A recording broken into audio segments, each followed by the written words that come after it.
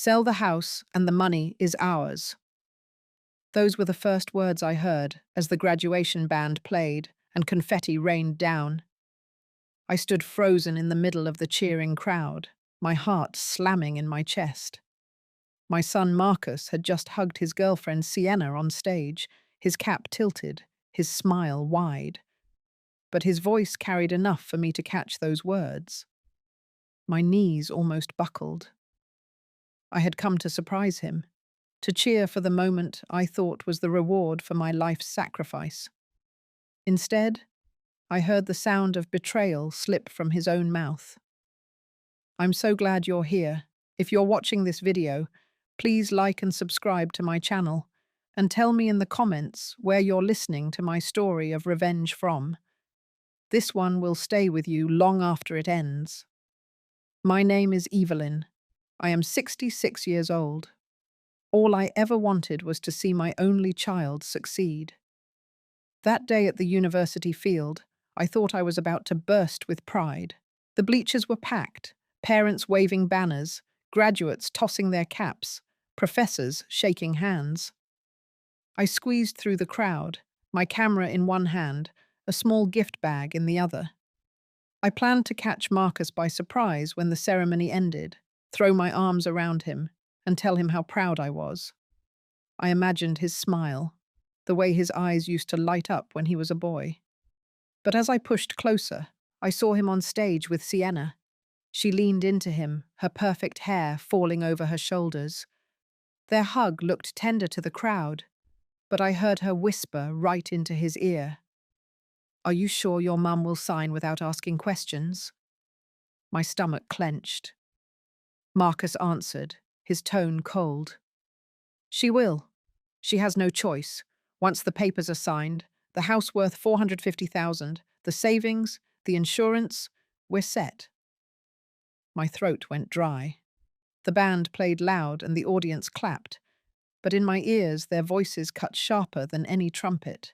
I stood there, half hidden behind a row of parents, holding my breath so no one would notice me. Sienna laughed softly and said, "Your mum won't suspect a thing. One small accident, and it looks natural. No one will ever question it." Marcus squeezed her hand.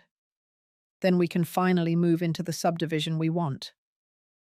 The sound of those words made me feel as if the ground had cracked beneath me. This was my son, the boy I raised alone, the boy I thought I had poured every ounce of love and sacrifice into. Yet there he was, planning my end in broad daylight, wrapped in his graduation robe. I tried to move, but my legs felt like stone. Around me, parents cheered as names were called, graduates crossing the stage to applause. To them, it was a day of joy. To me, it was the day I realized my child was not my child anymore. I wanted to scream his name, to shout over the crowd, but my voice stayed buried. Instead, I clutched the gift bag to my chest, the small token I had brought for him now feeling like a mockery.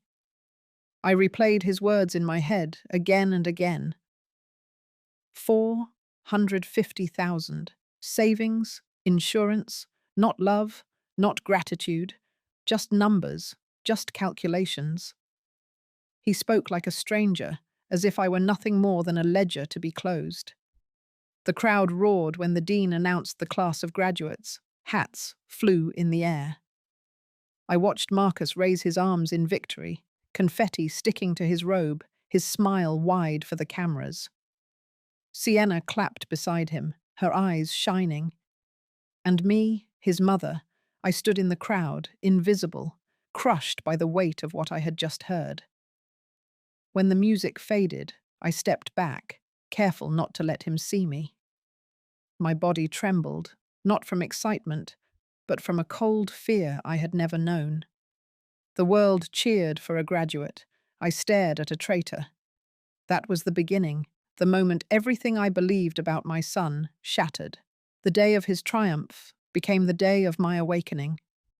And as I left the field, swallowed by the noise of the crowd, I knew this was not just a graduation. It was the start of a battle I never imagined I would have to fight. I walked away from the graduation field with my heart pounding so hard I thought the whole crowd could hear it. My hands shook as I clutched the bag with the gift I had brought for Marcus, the bag that now felt ridiculous in its innocence. I went straight to my car, shut the door, and sat there staring at the steering wheel. The voices of Marcus and Sienna played in my head on a loop. Their words about my house, my savings, and the insurance were louder than the cheers I had just heard from the audience. I tried to breathe, but each breath came short and sharp. I drove home on instinct. The streets blurred. When I finally parked in front of my house, I stayed in the car for a long time before forcing myself inside. Every wall of that house carried years of memories. Each photo, each mark on the furniture, told the story of a life built from nothing. And all I could hear was my son planning to strip it from me. That night I couldn't sleep. I lay on the bed, staring at the ceiling, thinking about everything that had led to this moment. The sacrifices, the choices, the exhaustion that became part of my life for decades. I had been on my own since Marcus was a toddler. His father walked out when he was barely 4. I had no safety net, no one to lean on, just me and a boy who looked at me like I was his whole world. I started working double shifts when Marcus entered grade school. I typed letters at a desk by day, then scrubbed offices at night for extra money. My body ached constantly, but I never let Marcus see that side of me. I always wanted him to believe everything was under control. When bills piled up, I skipped meals so he could eat. When school projects needed supplies, I cut back on heat in the winter to afford them. One year, the car broke down. Repairing it cost nearly a month's wages. I rode the bus back and forth in the dark, carrying groceries in both hands, sometimes with snow soaking through my shoes. I told Marcus the car was in the shop longer than expected so he wouldn't feel guilty. He believed me because I smiled through it. As he got older, his needs grew. Computers, books, sports fees. Other parents could write a check without thinking twice. For me, each request meant hours of cleaning or typing or cooking for someone else. I sold jewelry I had inherited, the last pieces that connected me to my own mother. The money went straight to tuition and uniforms. Marcus never knew. I didn't want him to know.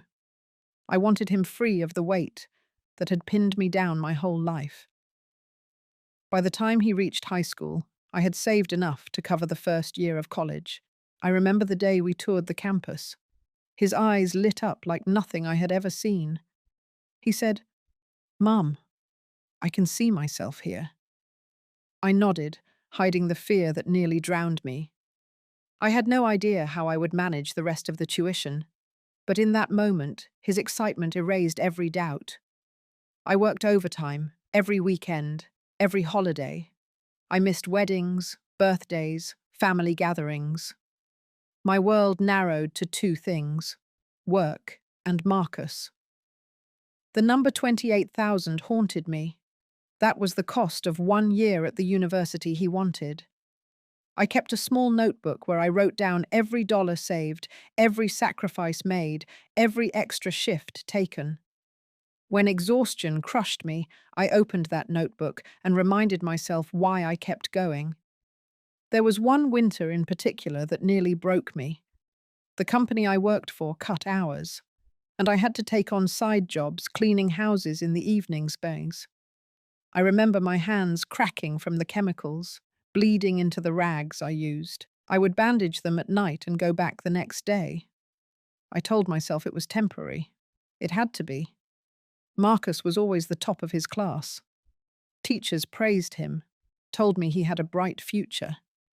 Those words fueled me. I thought if I could just keep him in school, keep him on track, one day he would break the cycle of struggle that had defined our family. I believed in him more than I had ever believed in myself. When he finally left for college, I sat alone in this house and cried. Not from sadness, but from relief that I had made it that far. Every dollar, Every sleepless night had led to that moment. I thought it was the turning point for both of us.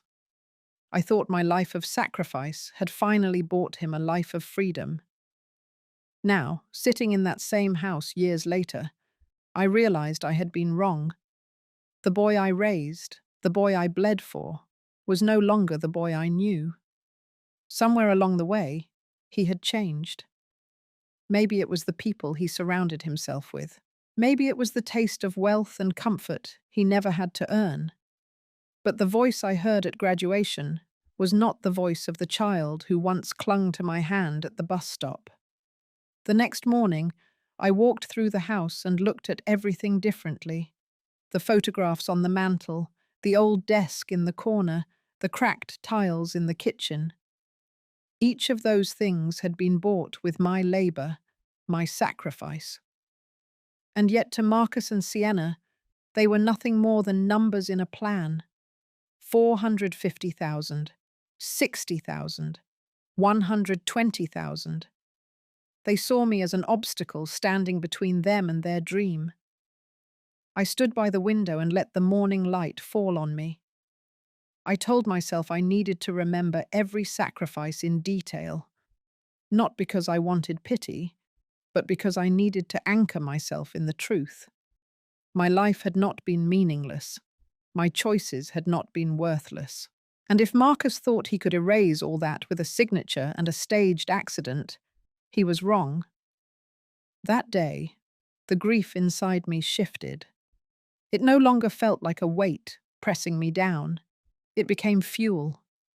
My memories of sacrifice turned into something harder, sharper. I knew I could not undo the past, but I could decide what happened next. The days after graduation passed in a blur, but the words I had overheard refused to leave me. I carried them like stones in my chest, each hour heavier than the last. I kept telling myself maybe I had misunderstood. Maybe Marcus had been caught in a moment of foolishness, saying things he did not mean.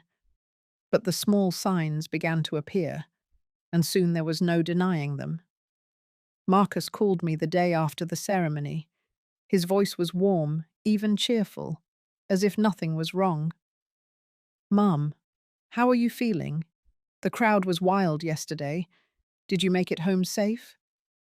I answered calmly, forcing my tone to match his. He didn't ask if I had seen him after the ceremony. He didn't wonder why I had not hugged him. He simply moved straight to practical matters. "Listen, I've been thinking. That old house of yours is getting harder to manage, isn't it? The stairs, the roof, all those repairs. It might be smart to sell before something breaks down completely." I gripped the phone until my knuckles whitened. His words carried a weight I had never noticed before. He spoke as if the house was already gone, as if my life inside those walls was an inconvenience. I said, "I've managed this long. I know every corner of this place." He laughed lightly, but there was no warmth. "Of course, Mum. But think about your future. You could move somewhere smaller, safer. It would give you peace of mind." The following week, Sienna stopped by unexpectedly.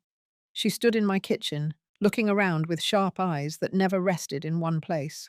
She ran her hand across the counter, then glanced at the loose tile near the sink. "You really should get that fixed. Accidents happen so easily in a house this old." I told her I had lived here more than 30 years without a serious fall. She smiled politely. "Still, you never know. One wrong step and it could all change." Her words lingered long after she left. I stood at that same counter staring at the tile she had pointed out. For the first time in my life, I felt unsafe in my own home. Not because of the tile, but because of the intent behind her voice. 2 days later, Marcus visited with a folder under his arm. He set it on the table and opened it casually while I made tea. Inside were glossy brochures of modern apartments, all on one level, located in new subdivisions with bright paint and landscaped lawns. Look at these, Mum, he said, sliding one toward me. Single story, no stairs, everything updated. Imagine living here instead of worrying about creaky floors and old wiring. I glanced at the price printed at the bottom, 380,000. My stomach tightened. He added, "You could sell this house for about 450. Add in your savings, and you'd be comfortable for years." I asked him where he got the figure for the value of my home. He shrugged.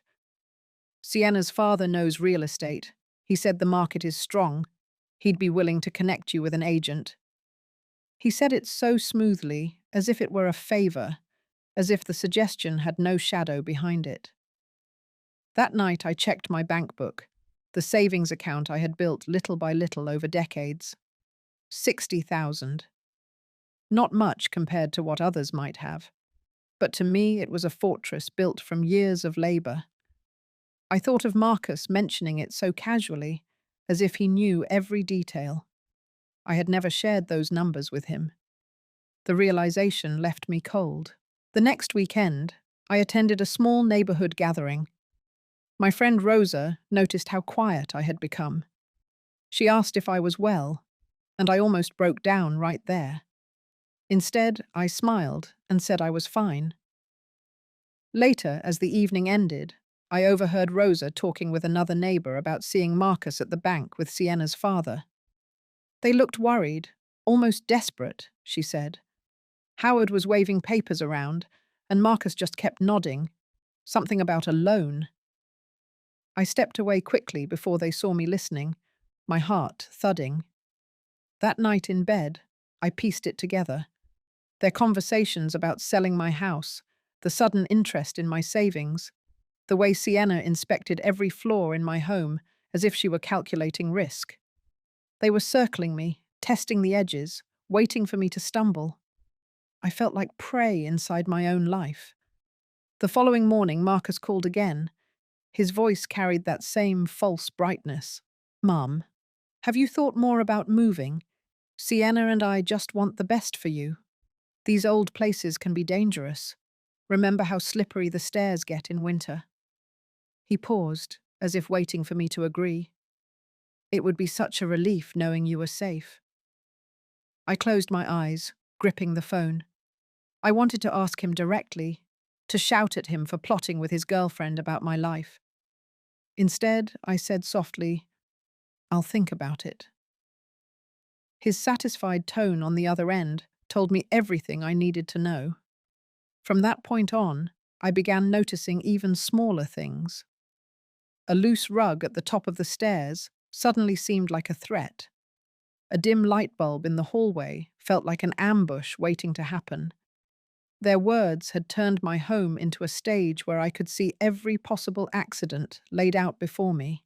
One evening, after locking the doors and checking the windows twice, I sat in the living room with the brochures Marcus had left. I stared at the glossy images of bright kitchens and spotless hallways. They looked clean, safe, controlled. But underneath them, I saw the reality. Each page represented a future they wanted, a future where I no longer existed. I knew then the whispers I had overheard were not a mistake. They were a plan, slowly unfolding in front of me. The house I had poured my life into had become the target. My savings, the insurance, all of it had been tallied like items on a bill. And behind their polite smiles and gentle words, Marcus and Sienna were already living as if I were gone. I folded the brochures and tucked them back into the folder. My hands trembled, but not from fear alone. A colder, sharper feeling began to take shape inside me. I realized I could no longer wait and hope this was all in my imagination. The signs were clear. The danger was real. And if I wanted to survive, I had to prepare for what was coming. The evening, I could no longer deny the truth, began with a simple dinner invitation. Marcus called early that morning. His tone was smooth, almost too cheerful. "Mum, Sienna and I want to take you out tonight. That Italian place you liked. We think it's time we spent more family time together."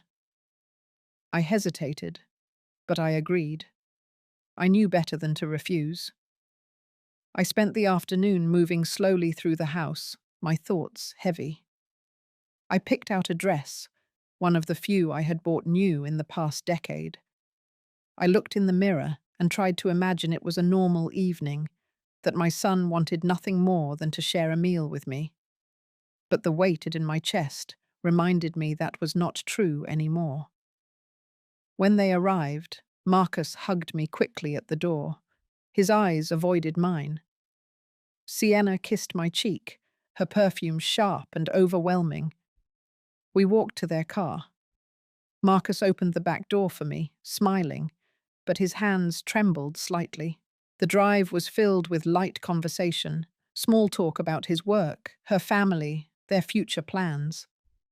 I listened in silence, nodding at the right places. My mind was focused on the undercurrent, the way their voices dipped when they thought I wasn't paying close attention. At the restaurant, the hostess seated us near the back. Sienna took charge immediately, ordering wine before I could even open the menu. She leaned toward me with that polished smile.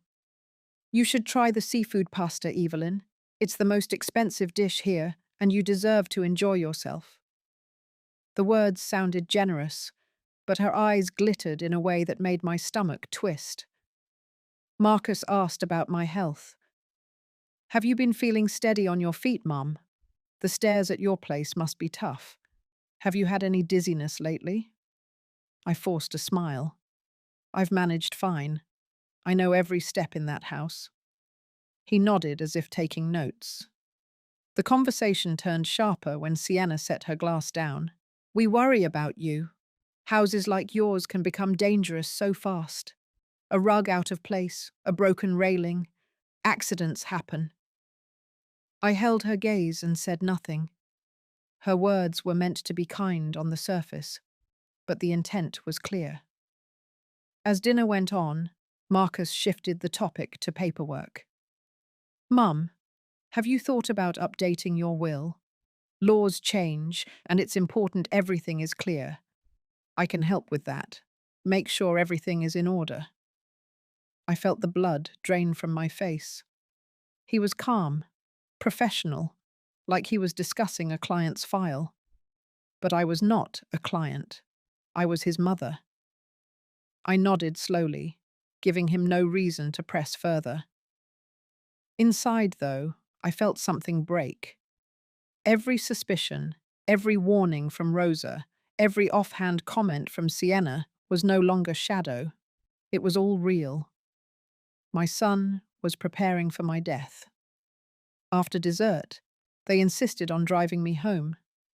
The car ride was silent except for the hum of traffic. When we reached my house, Marcus parked and turned to me. "Let us walk you in, Mum. It's dark, and we don't want you tripping." His hand was gentle on my arm, but the pressure was firm. As we climbed the stairs, I felt their eyes on every detail. Marcus touched the loose railing, remarking softly, "This could be dangerous." Sienna pointed at the rug near the landing. "If that slips under your feet, you could fall straight down." I unlocked the door and stepped inside, their presence heavy behind me. Once inside, Sienna wandered through the rooms as if inspecting. She paused by the staircase again. "You really should get better lighting here. At your age, visibility is everything." She smiled, but her words were sharp. Marcus stood beside me, his tone full of concern. "Mum, we just want you safe. Promise me you'll think about moving soon." I agreed with a quiet yes, though my chest ached with fury. I walked them to the door, hugged Marcus lightly, and let them go. Their car pulled away, leaving me in the silence of my home. I stood in the hallway, staring at the rug and the railing they had pointed out.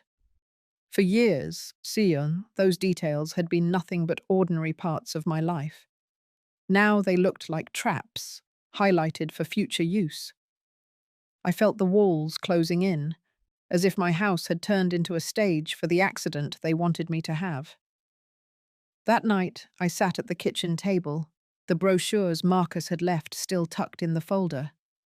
I opened them again, looking at the bright photographs of spotless apartments. Their dream of a new subdivision was painted across those glossy pages. My death was the price of their dream. I poured myself a glass of water and forced myself to think clearly. The truth was undeniable. The dinner had stripped away the last fragments of hope. My son was no longer the boy I had raised. He was a man planning my end, coached and supported by the woman he loved. And I knew then I could no longer pretend it might pass. The danger was not in the future. It was here, now, growing sharper with each visit, each suggestion, each false smile. I felt fear, yes, but beneath it, something colder began to take root. I had given them every chance to prove me wrong. They had chosen their path. That night, I locked every door and checked every window twice. I sat by the staircase with the lights on, staring at the rug and railing until dawn. I knew one thing with absolute certainty. If they thought I would fall into their plan quietly, they were wrong. A few days after that dinner, I ran into Rosa while I was walking back from the grocery store. She waved at me, her arms full of flowers she had just bought at the market. Rosa had been my neighbor for almost 20 years, and in many ways she was more family than the people who shared my blood. She took one look at me and frowned. "You look pale, Evelyn. Something is wrong. Don't tell me otherwise." I hesitated. But before I could answer, she leaned closer, lowering her voice. "I saw Marcus last week. He wasn't alone. He was with Sienna's father.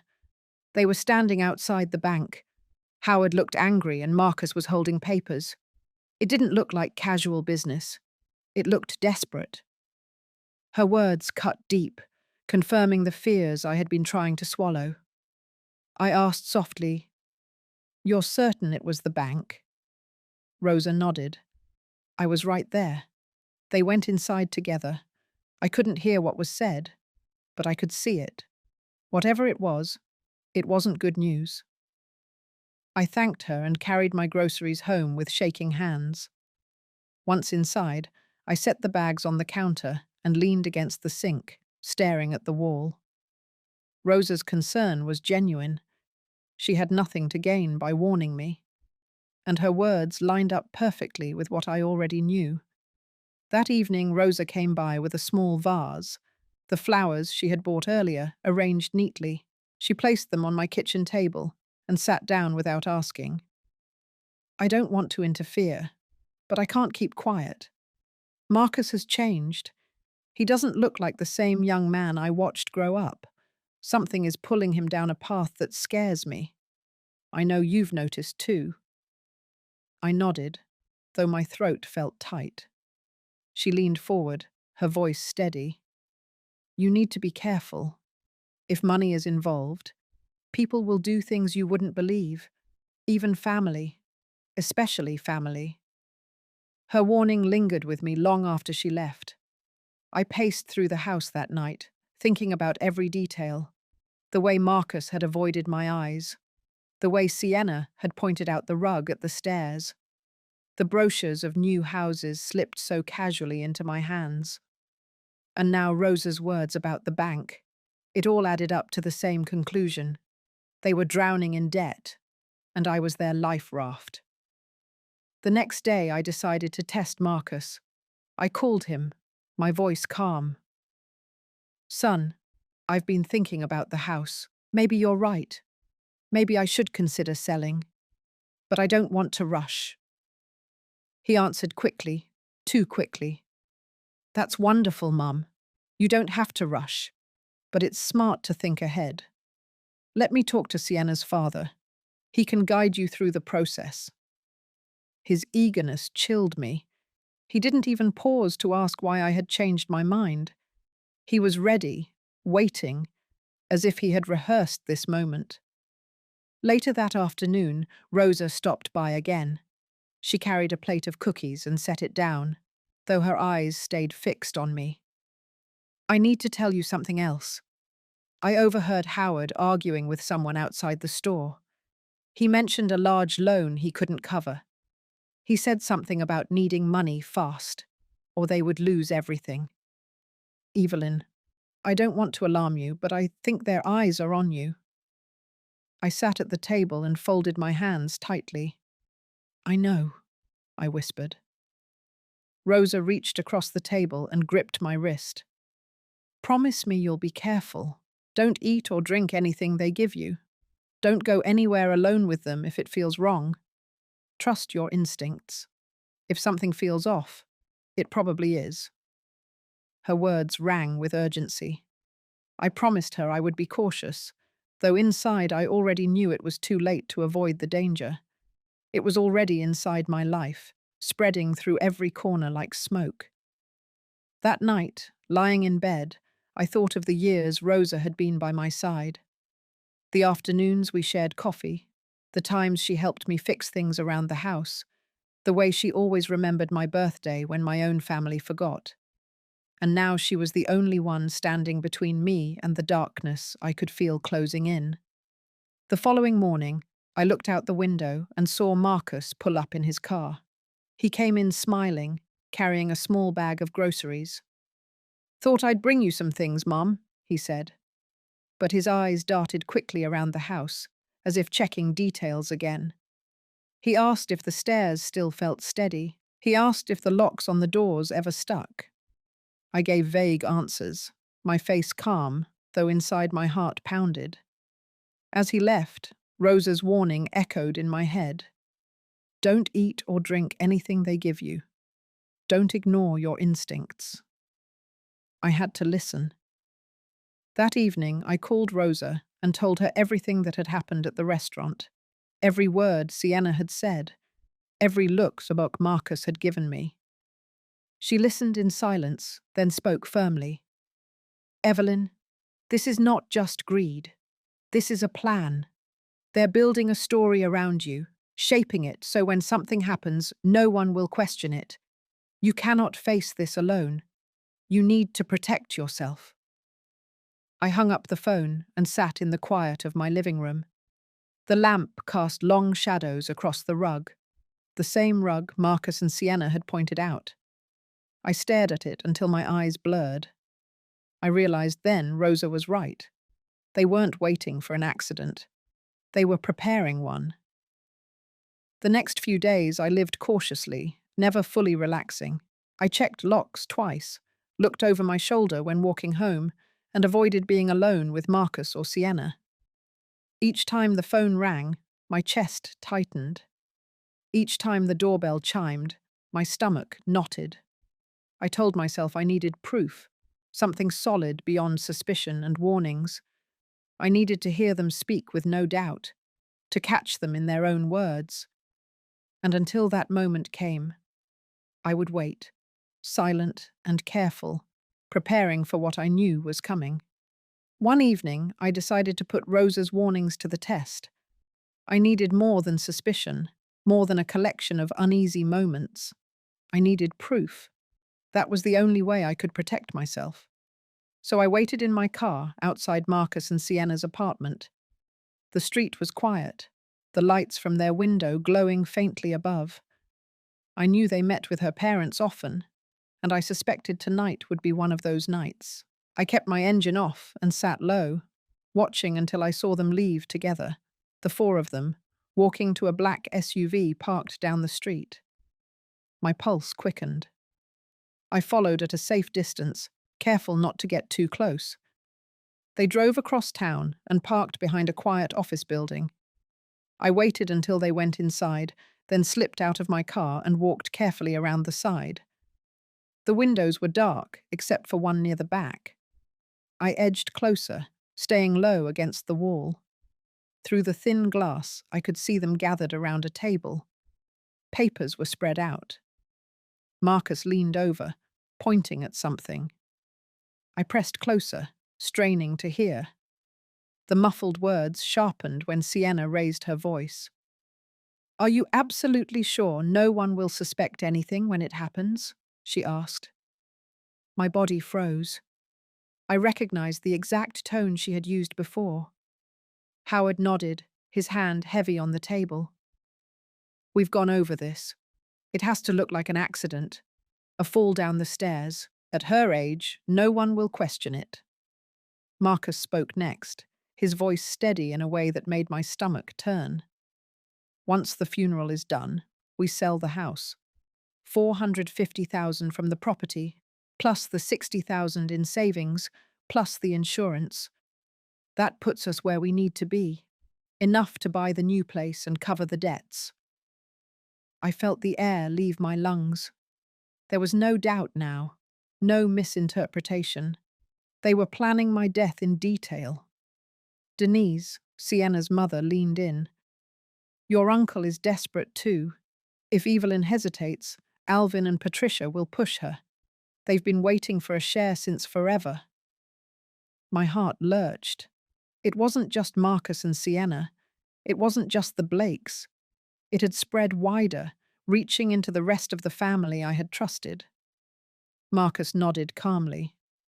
They're on board. Everyone benefits when this is over. He paused, his eyes narrowing. The important thing is timing. It can't look forced. She has to be alone when it happens. I pressed my hand to my mouth to keep from crying out. I crouched there in the dark, listening as they discussed my death like it was a business transaction. They spoke about details, about which night I was most vulnerable, about how to act shocked in front of neighbors afterward. Sienna laughed lightly. I'll even make sure to post something sweet about her that day. People will think I adored her. My stomach twisted. Howard closed the folder of papers. Then it settled. Within the month, this will be behind us. I stumbled back from the window, my legs shaking. I knew I had to leave before they spotted me. I hurried to my car, my breath short and ragged. I drove home in silence, my hands gripping the wheel so hard they ached. Back in my kitchen, I collapsed into a chair. I replayed every word in my head, each one carving deeper into me. The child I had raised with every ounce of love in me was gone. What remained was someone who could calmly plan my death for money. The next morning, Rosa knocked at my door. She took one look at me and knew something had changed. I told her everything I had heard. I spoke quickly, my voice trembling. She listened, her hands clasped together tightly. When I finished, she whispered, "My God, Evelyn, they've already decided. This isn't just suspicion anymore." I nodded, my chest heavy. They're not waiting for me to stumble. They're preparing to push. We sat in silence for a long time. Rosa finally said, "You need to protect yourself. They won't stop. If you don't act first, they will." That night I lay awake, staring at the ceiling. My house no longer felt like home. It felt like a trap, each corner a place where an accident could be staged. The rug, the railing, the dim bulbs. They weren't flaws anymore. They were weapons waiting to be used against me. But beneath the fear, something else took hold. A cold clarity, sharper than anything I had ever felt. I had spent my life sacrificing, bending, giving everything for others. Now those same people saw me as nothing more than a sum of money. If they wanted me gone, I would not give them the satisfaction. The proof I had gathered in my mind was enough for me to see the truth. My own family had turned into predators. I knew then I had to become something they did not expect. Not the tired mother they believed could be pushed aside. I had to become the one who would outthink them, outlast them, and make sure their plan would collapse on their own heads. The decision settled into me like iron. I was no longer waiting to see if they meant what they said. They had spoken clearly. They had shown me their intent. And I had finally accepted it. The game they wanted to play had already begun. The pressure from Marcus and Sienna grew stronger with each passing day. Their calls became more frequent, their visits more insistent. I could see the urgency in their eyes, the way they tried to mask their impatience with false warmth.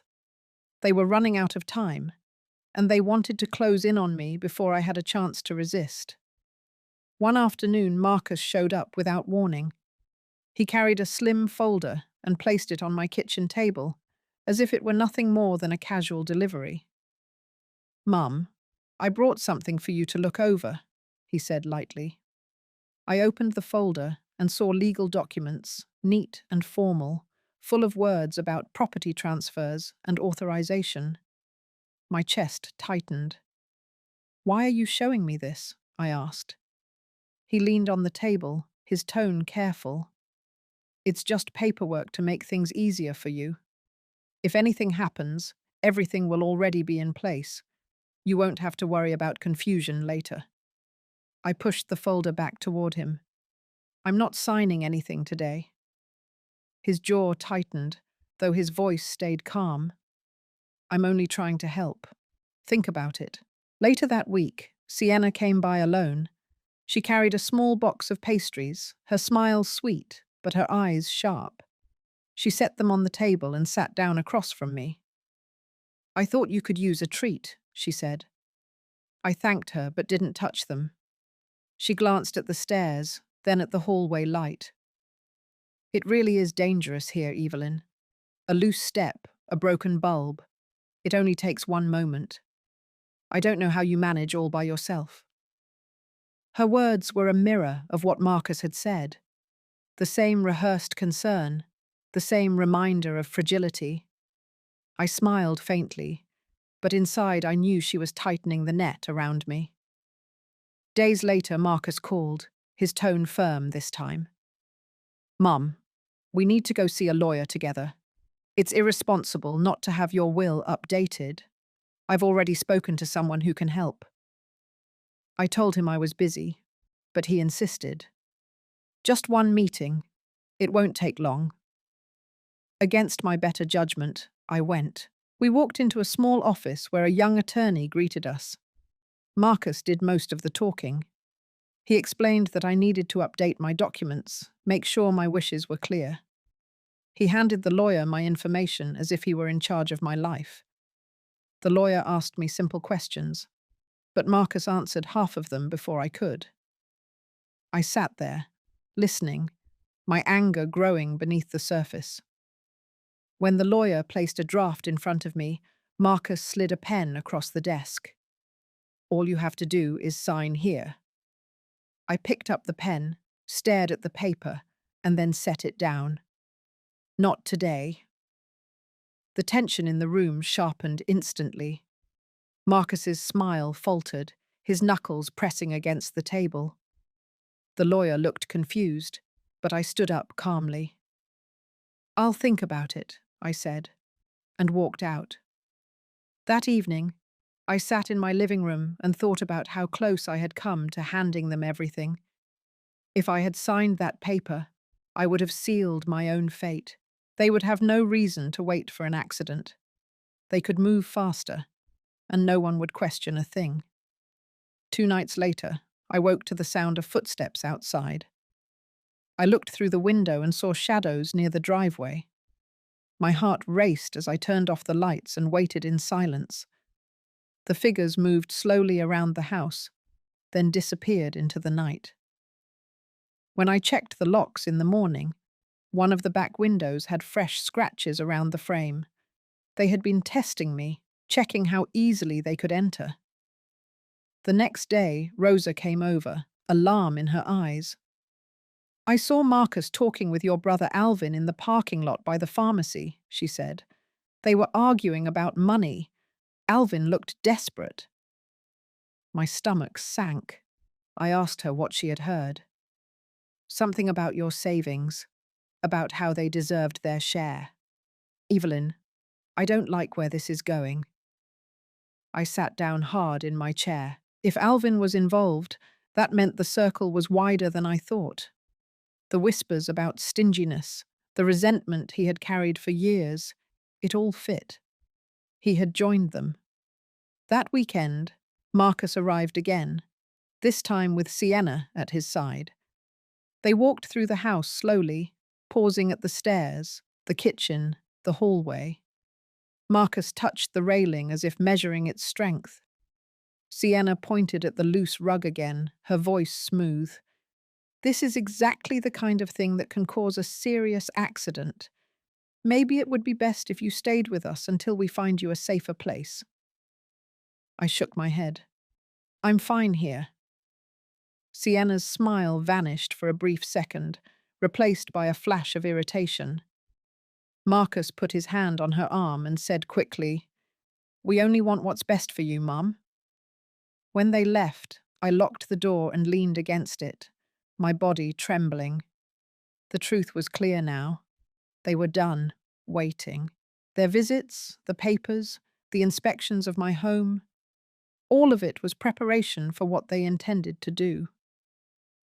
That night I made a choice. I could no longer sit quietly and hope for mercy. I had to prepare for them as they prepared for me. Their pressure had become a storm, pressing harder each day. But storms can be redirected. I would not be the victim they expected. The night after Marcus and Sienna walked through my home, pointing out every flaw, I sat in the dark and decided I would no longer play the role they had written for me. If they wanted an accident, they would not find me waiting. I would prepare in silence, gathering proof, building a defense they could never expect. The first step was to keep my face calm whenever I saw them. I had to look like the same trusting mother they believed I was. I knew if I showed fear or suspicion, they would shift their plan, make it harder for me to stay ahead. So I forced myself to smile when Marcus called, to answer politely when Sienna asked about my health. On the surface, I appeared compliant. Inside, I was sharpening every sense. I started writing everything down. Dates, times, words they used, the way they touched the railing, the way Sienna mentioned my stairs or rugs. Each note went into a small notebook I kept hidden under my mattress. I bought a simple recording device at a discount store and kept it in my pocket during their visits. I told myself I needed their voices, their own words, captured in a way no one could deny. Rosa helped me quietly. One evening I went to her house under the excuse of borrowing sugar. In her kitchen, away from curious eyes, I explained my plan. She listened, her face set in determination. "You can't face them unarmed," she said. "I'll help however I can." She loaned me a small camera her nephew had left behind, one that could be hidden among books on a shelf. I placed it in my living room, angled toward the staircase and the front entry where most of our conversations happened. The next time Marcus visited, he asked casually about the life insurance policy I had. He tried to make it sound like concern. "Just wondering if it's updated, Mum. These companies can be tricky. I wouldn't want you to lose money if something happened." I nodded and answered lightly, but my recorder picked up every word. After he left, I listened to it again, my stomach twisting, but also relieved that I now had his voice captured. I began to move differently through my house. I checked the locks twice before bed, kept the curtains drawn, and always carried my phone in my pocket. I knew they might try to catch me off guard, but I refused to give them that chance. I also prepared safe spaces. Rosa offered her spare room if I ever felt truly threatened. I kept a packed bag hidden near the back door with a change of clothes, my notebook, and the recording skis. For weeks, I played the role of the patient mother, while inside I was building a case against my own son. It wore me down, pretending to be at ease when every part of me was tense. Some nights I sat at the kitchen table staring at the folder Marcus had pushed in front of me, remembering how close I had been to signing. Other nights I sat by the staircase, looking at the rug, daring it to trip me, knowing they were waiting for that moment. One evening, Sienna stopped by again, this time without Marcus. She walked slowly through the living room, her eyes scanning the corners as if taking inventory. She asked me to sit with her and pulled out her phone, showing me listings of houses in new subdivisions. This could be yours, Evelyn. Imagine no stairs, no repairs, just peace. Wouldn't you feel better knowing Marcus didn't have to worry about you every day? I told her it was a nice thought. She smiled, satisfied, not realizing my camera had recorded the entire conversation. I knew I couldn't hold this secret war forever. They were growing bolder, pressing harder, but I had to wait for the right moment. I told myself I would not run, and I would not fall. They believed I was weak. They believed they could control the timing. That would be their mistake. At night, when sleep refused to come, I thought of all the years I had spent working for Marcus's future. The exhaustion, the hunger, the sacrifices. I thought of the way he once held my hand as a boy. Those memories hurt, but they also hardened me. If I had survived those years, I could survive this. By the end of the month, I had a folder of my own. Inside were notes, recordings, and images from the camera Rosa had given me. It was not yet enough to take to the police, but it was enough to remind me that I was not imagining things. Every detail pointed to the same truth. My son and his circle were planning to erase me. I kept my silence, but my resolve grew stronger. I would wait for them to believe they had me cornered. I would let them feel certain, and then I would strike with the truth they could not deny. The day of the family meeting arrived faster than I expected. Marcus called me early in the week, his voice filled with a forced warmth. "Mum, everyone should come together. We can talk about the future, make plans. It will make things easier for you." I agreed without hesitation, though inside I knew this was what I had been waiting for. They believed I was still playing the naive mother. They had no idea I had been preparing for this moment. The meeting was set at Howard and Denise's house. Their dining room had always been used for holidays and celebrations, but this time the atmosphere was different. When I walked in, I saw folders on the table, pens lined neatly, and glasses of water prepared as if it were a business negotiation. Marcus greeted me with a hug, his arms stiff. Sienna kissed my cheek, her smile practiced. Alvin and Patricia were already seated, their eyes heavy with expectation. I sat quietly, my recorder hidden in my bag, my phone on silent but ready. Marcus began almost immediately. "Mum, we want to help you get everything in order. It's time to update the paperwork, to make sure nothing gets lost later. We've all been talking, and we think it's best if we take care of it now." I looked around the table. Alvin avoided my eyes, staring at the papers in front of him. Patricia folded her arms, impatient. Howard leaned back in his chair, confident, while Denise tapped her fingers against the wood as if keeping rhythm. Sienna reached out and touched Marcus's arm. "It's the responsible thing to do," she said sweetly. I let them talk. I listened as Marcus explained how the house could be sold quickly, how the money could be divided, how everything would be fair. He used the word fair again and again, as if repeating it would make it true. Alvin finally spoke, his voice sharper. "It's not fair for one person to hold everything. We've all been left waiting while she sits on money she doesn't even use." His wife nodded firmly. "It's time for the family to get what it deserves." I kept my face calm. I let their words fall into the air, collecting like dust. Each one was proof, evidence of what they were after. When Marcus pushed the folder toward me, the papers inside ready for my signature, I smiled faintly. "You've put a lot of thought into this," I said softly. His shoulders relaxed, believing I was giving in. Sienna leaned closer. "All you need to do is sign, Evelyn.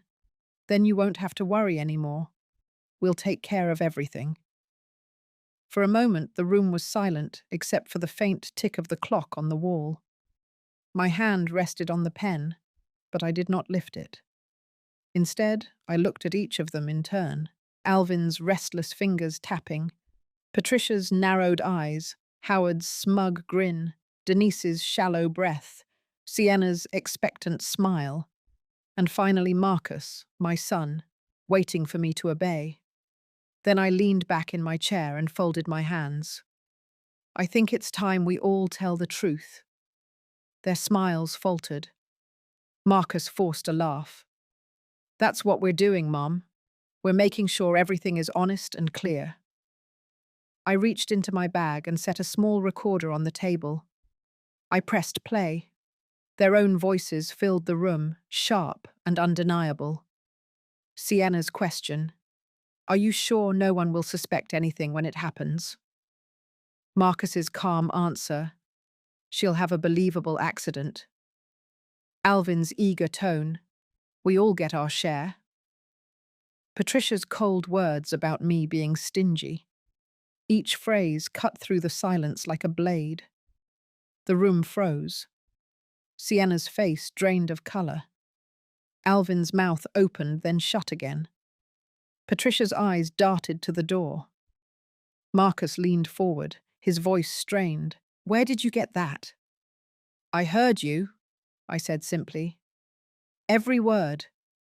The tension cracked wide open. Patricia slammed her hand on the table. "This is twisted. You're setting us up." Alvin hissed at her to be quiet. Howard tried to regain control, his voice booming. "This means nothing. Anyone can record. Anyone can twist words." I leaned closer. "You planned my death. You spoke of money before you spoke of love. You saw me as a sum, not a person. And now the truth is out." Marcus's voice broke, desperate. "Mum, it's not what you think. We were just worried about you." "Worried?" I whispered. "Worried enough to plan an accident? Worried enough to divide the money before I was gone?" Sienna's mask slipped. She snapped, her voice sharp. "You don't understand. We had no choice. The debts, the pressure, we needed a way out. You were sitting on everything while we were drowning." There it was, the confession. Not masked by fake smiles or gentle words, the raw truth spilled out in front of everyone. I stood slowly, sliding the recorder back into my bag. My hands no longer trembled. "You've shown me who you are. All of you." The room erupted in shouts. Patricia accusing me of betrayal. Alvin demanding fairness. Sienna pleading with Marcus to do something. Marcus calling after me as I walked to the door. But I didn't stop. I had heard enough. Outside, the air was cool against my face. I walked to my car with steady steps, the chaos of their voices fading behind me. I knew this was only the beginning. The confrontation had torn away the last mask. They would no longer pretend. The battle was fully exposed now, and I was ready for it. The night after the confrontation, I sat at my kitchen table with the recorder still in my bag. My hands rested on the wood, steady now instead of shaking.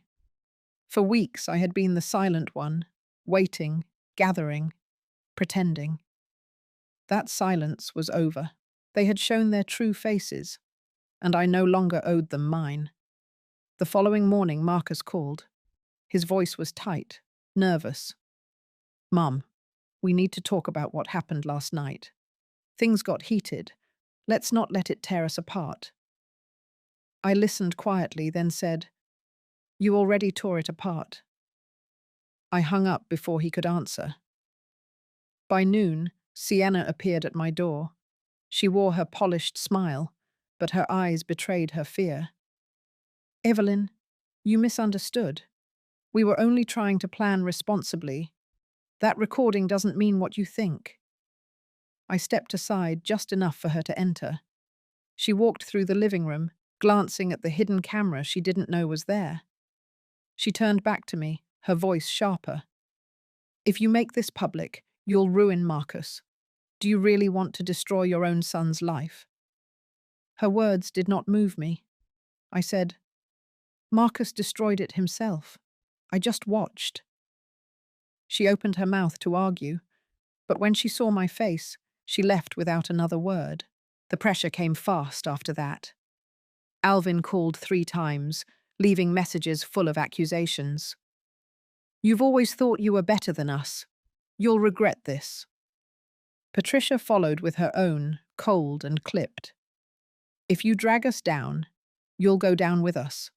Don't think anyone will believe your story. For the first time in months, I felt no fear. They had already underestimated me. They thought I would crumble, but each threat only hardened me. That weekend, Marcus tried again. He showed up with Howard, both of them walking into my kitchen like they still owned it. Marcus spoke first. Mom, we can still fix this. We'll drop everything if you just sign the papers quietly. No one has to know. I looked at them, then pulled the folder of notes and recordings I had kept for weeks. I placed it on the table. Do you want to see what I've collected? Every word, every visit, every time you tried to make me believe my home was a trap. Do you want to hear your voices describing how I should fall down the stairs? Howard stiffened, his jaw tightening. Marcus's face flushed red. He tried to smile, but the mask cracked. This will destroy all of us, he said. It already has, I replied. I stood, opening the front door. Get out. Neither of them moved at first, but when I repeated it, they left. I locked the door behind them, my heart pounding with anger, not fear. The silence that followed was heavy, but I felt clarity inside it. I no longer needed to prove anything to myself. They had confirmed everything. The only step left was to decide how public the truth should become. That evening I met Rosa at her kitchen table. I laid out the recordings, the notes, the photos from the hidden camera. She listened to each clip, her face darkening with every word. When the last recording ended, she looked at me firmly. This is enough to bury them. The question is, are you ready? I nodded slowly. I'm ready. We made a plan. The next time they gathered to push me again, I would not sit quietly. I would not whisper or hide. I would let the evidence speak for itself, and I would make sure they knew I was no longer theirs to control. The opportunity came sooner than I expected. Marcus called 2 days later. We're meeting again. This time we'll finish everything. Be at the Blake's house on Saturday. His voice carried no room for refusal. On Saturday, I walked into their dining room again, but I was not the same woman who had entered before. They were all there, waiting with papers and pens. Marcus gestured to the chair. Sit, Mom. Let's settle this. I sat, calm. He began talking about signatures, about fairness, about responsibility. I let him go on until the words filled the room like smoke. Then I reached into my bag, placed the recorder on the table, and pressed play. The voices poured out once more. Sienna's cold question, Marcus's steady answers, Alvin's greedy insistence, Patricia's bitterness. Their own words filled the space. Undeniable. Undeniable. The room exploded. Patricia stood up, shouting. Alvin tried to cover it, claiming it was twisted. Howard slammed his fist on the table, demanding I stop. Sienna cried out that it was all taken out of context. Marcus shouted over them, his face red, his words desperate. I sat still, letting the chaos unfold. When their voices finally broke into silence, I said quietly, "The truth is not something you can shout away." For the first time, they understood I was not going to bend. The balance had shifted. They had pressed me for months, circling me like vultures. Now the weight pressed back on them, heavy and unrelenting. As I walked out of that house, the noise of their voices still echoing behind me, I felt no triumph, only certainty. The war they had started had reached its turning point. From here, the end would come quickly, and it would not be mine. The morning after I played the recordings in their dining room, I woke with a strange calm in my chest. For the first time in months, I didn't feel like prey waiting in the dark. I had confronted them, torn off the mask they wore so easily. Their plan was no longer hidden, and they knew I would not stay silent. The war had shifted, and now it was my turn to decide what to do next. Rosa came over with coffee, her face full of questions. "How did it go?" she asked as soon as I opened the door. I told her everything, the shouting, the denial, the look on their faces when they heard their own words played back. She shook her head. "They won't stop, but you've wounded them. They'll scramble now." She was right. By afternoon, Marcus called again, his voice smaller than before. "Mum, please, let's talk. We don't need to involve anyone else. We can fix this." I listened without replying. When he realized I wouldn't answer, he hung up. For the next few days, the house felt lighter. I no longer feared the stairs or the rug. I had taken away their secrecy, and with it, much of their power. Still, I knew it wasn't over. People who tasted greed rarely walked away empty-handed. They would try again. I spent those days preparing for my own future, not theirs. I contacted a realtor quietly, asking about selling the house on my terms. When she came by for an inspection, she admired the property, her eyes wide. "You could get close to 500,000 in this market," she said. I smiled faintly, thinking how that number had nearly become the price of my life. I also visited the bank to move my savings. I placed the 60,000 into a new account under a trust Rosa helped me set up. That way, even if Marcus tried to claim it, he would find nothing. Each step I took gave me more strength, more distance from their grip. By the end of the week, word spread through the neighborhood that I was considering selling.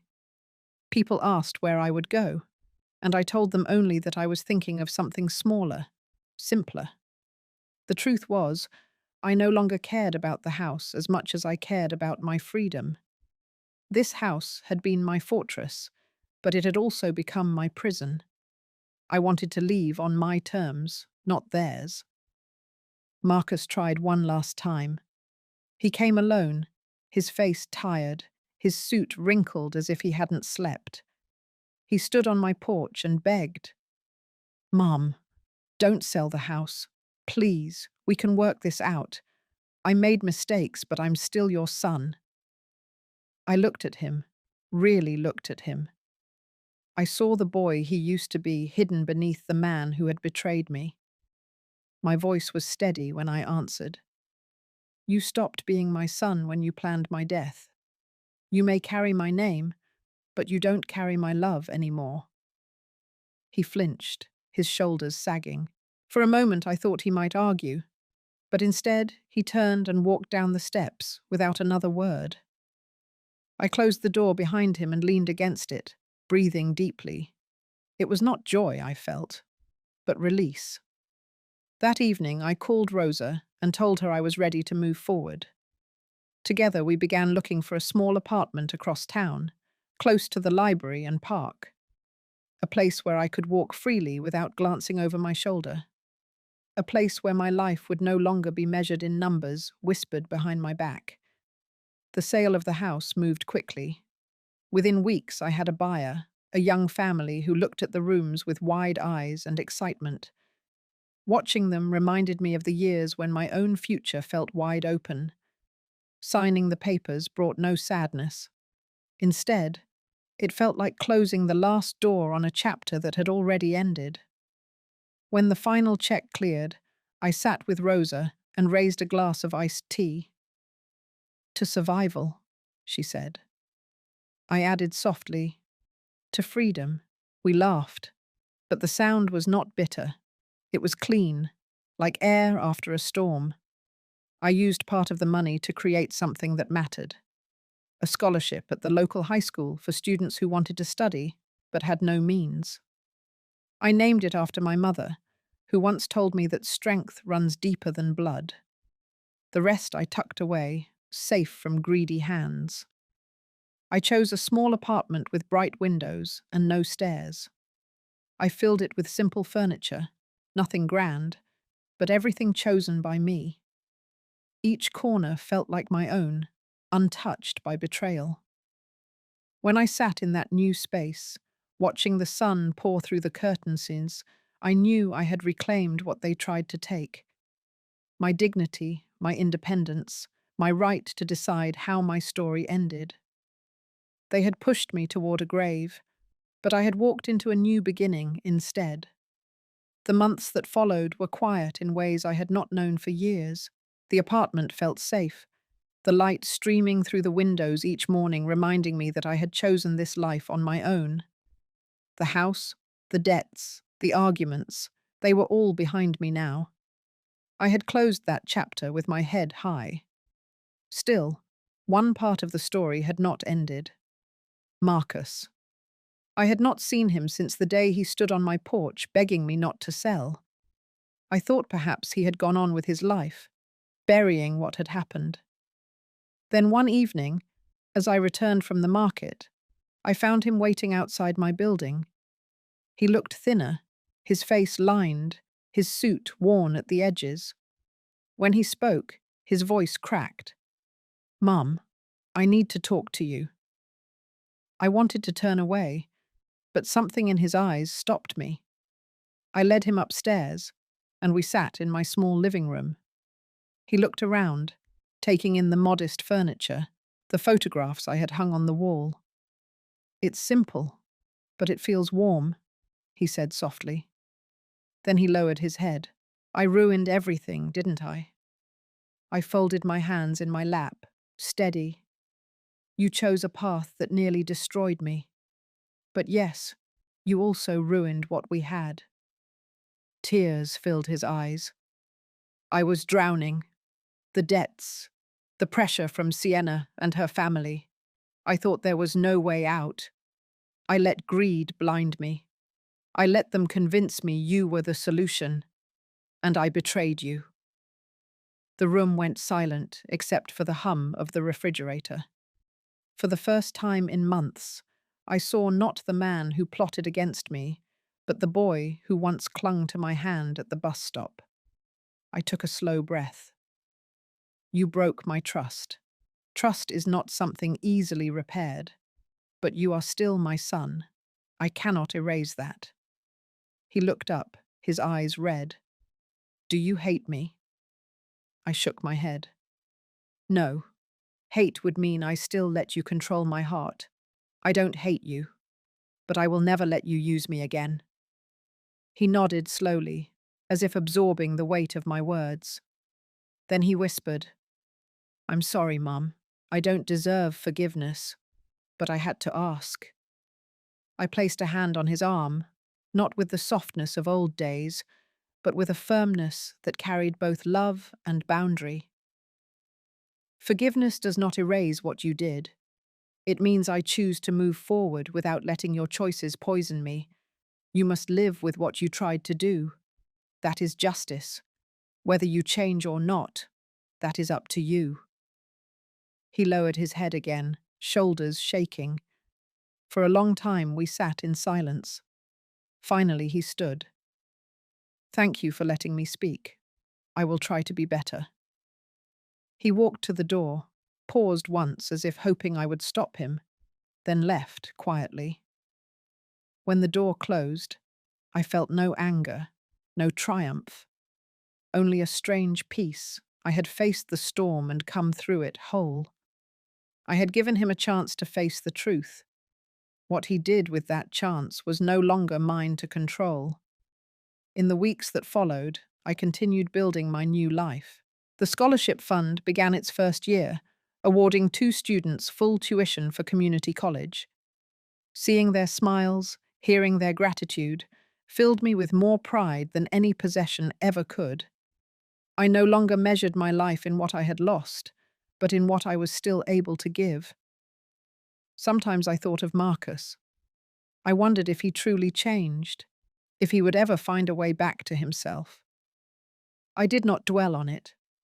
I had planted the seed of truth. The rest was his burden. As I sat by my window one evening, the city lights glowing in the distance, I whispered to myself, "Justice and forgiveness can live side by side." I had claimed both. I had protected my life, drawn my boundaries, and still chosen not to let bitterness consume me. That was the victory. If you've listened this far, thank you. Stories like mine remind us that family can betray, but strength and dignity can still lead us forward. I want to hear from you. What would you have done if your own child turned against you for money? Share your thoughts in the comments. And if you found meaning in my story, please like and subscribe so we can keep walking through these lessons together.